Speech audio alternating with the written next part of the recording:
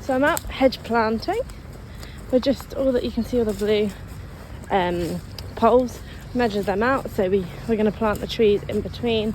We've got a ½ metre stick. So the width of so at ½ metre. I'm going to go mix all the trees up. We've got a bit of mycorrhiza fungi to go in with them too, which I'll show you in a second. Nice frosty morning. I've got these big Dickies overalls and I've done a bit of a stitch job up this morning with the bag sewer. I really need some new ones. If anyone has any recommendations, please let me know. But they're so warm and so thick. 22 metres out of 140 down. They're so warm and so thick that they've actually just had to come off. I've only been wearing them for like half an hour. I've only been planting trees. It's not like it's any digging. So I'm stripping now. But if anyone has any recommendations, that'll be excellent, please.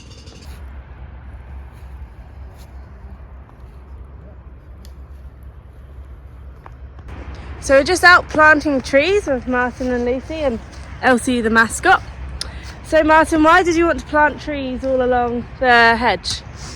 Well, we bought this site 5 years ago and we've only now really had the time to try to get it up to some sort of order. Yep. We've trimmed back the boundary hedge, which is very dilapidated, overgrown, quite gappy. We've gapped up a few of the obvious gaps with ball-rooted laurels, which our neighbours wanted, but it's going to look much better to have a mixed species deciduous hedge planted on the boundary, and we've gone for a 60% hawthorn and then the balance. So these are the hawthorns here.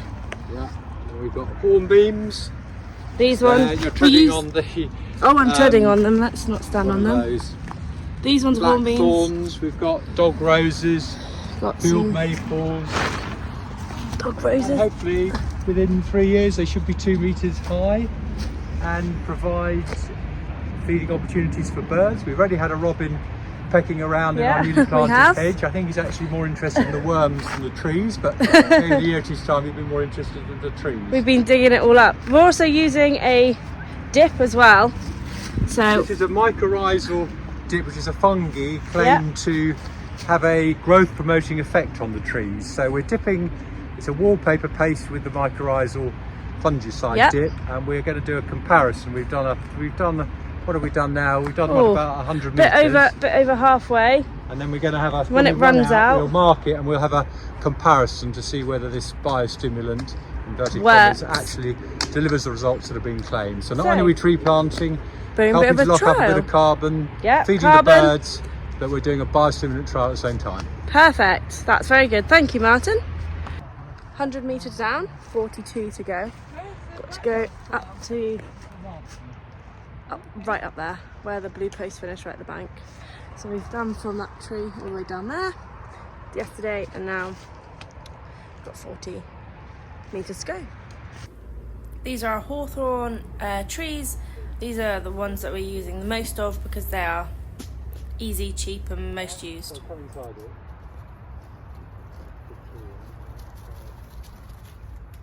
So I'm just walking in the wheat, and it's really important that a wheat crop has a frost, as you can see here, otherwise it won't actually produce a seed.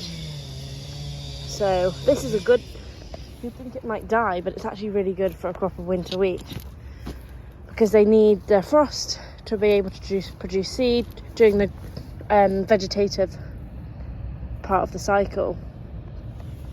So in the early stages of vegetation, a crop actually requires freezing in order for it to go on to the reproductive stage of the crop. So we need frost for a winter wheat crop to grow. Otherwise we won't produce any seed. Here's a bit of the paste that we're using. Right, now let's go and watch a bit of a time lapse that we completed whilst digging out trees.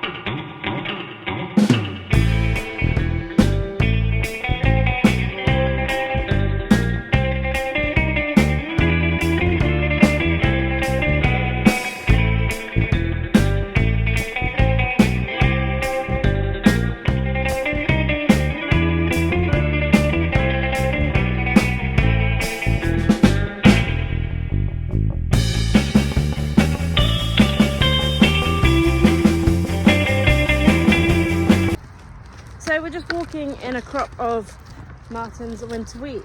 It's X days, isn't it? Yeah, X Planted. days. C1 X days for seed. The field Great hasn't been seed. cropped for 4 years because we've had 10,000 tonnes of soil to spread over it, left over the excavations of the building, but we managed to get all the soil spread. It's come out very flat and nice, actually, we've hasn't it, leveled with it all the all off. cultivations? And we shakerated it Yeah. and drilled it with a power how drill combination on the 6th of October, and then pre-emergent sprayed it. And I think it's probably got to be the shortest distance of any seed crop in Britain to the seed plant. Yeah, because we've got a seed plant 10 just... metres away.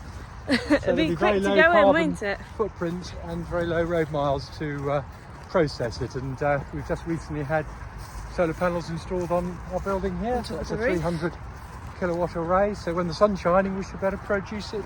Like it is turn it into today. seed Yeah, free of carbon emissions. which is brilliant So, to achieve net zero, help with achieving net zero as So well. it's a step in the right direction. You Exactly. can see we've had a very hard frost this morning. Probably the coldest day for over a year. So we're not walking in the crop, we're walking on top of the ground. No, that's all right. It won't help it tiller Yeah. if we walk on it. Exactly.